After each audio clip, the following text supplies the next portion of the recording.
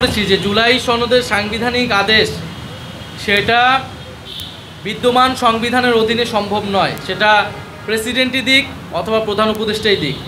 বিদ্যমান সংবিধানের অধীনে এরকম কোনো ধারা নেই, কোনো সুযোগ নেই। ফলে এই সাংবিধানিক আদেশ জারি করতে হলে আপনাকে সংবিধানের বাইরেই আসতে হবে, সেটা একটা এক্সট্রা কনস্টিটিউশনাল ম্যাটারই হবে।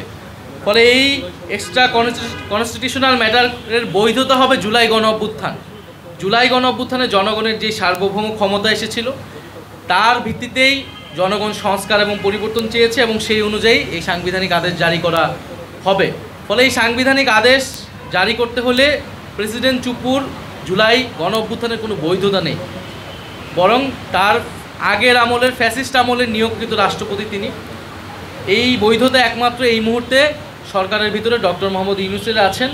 ফলে ওনাকেই এই আদেশটা জারি করতে হবে এবং পরবর্তী গণভোট এবং পরবর্তী যে সংস্কার পরিষদ হবে এবং সংসদ হবে তার মাধ্যমে পুরো বিষয়টা রেটিফাই হবে।